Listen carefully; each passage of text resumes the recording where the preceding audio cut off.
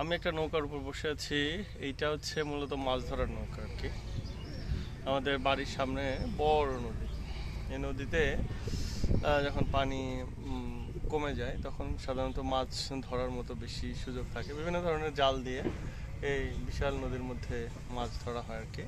আজ সকালে আমি 2 কিলোমিটার মতো হাঁটছি।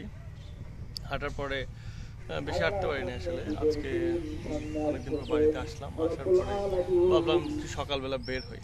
তো রাস্তা দিয়ে হাঁটার পরে এই নৌকার উপরে এসে বসলাম। এখন আমি একটু বাড়ির দিকে যাবো আর কি। তো মূলত যেখানে যাই একটু হাঁটাহাঁটির চেষ্টা করি এবং আশেপাশে যে দৃশ্যগুলো ন্যাচারাল, হ্যাঁ, এই জিনিসগুলো একটু দেখার চেষ্টা করি। আমার এর সাথে যারা আছে সবাই একটু দেখবেন আর কি, যে এটা হচ্ছে আমাদের অরিজিনাল গ্রাম। এই গ্রামের সাথে নদী এক ওতপ্রোতভাবে জড়িত। এর পিছনে খেয়াঘাট। একটু আগে আপনাদের ভিডিওতে করলাম যে খেয়ার নৌকা কিভাবে আসতেছে। খেয়াঘাটের মানুষের পরিমাণ এখন খুব কম। ঠিক আছে।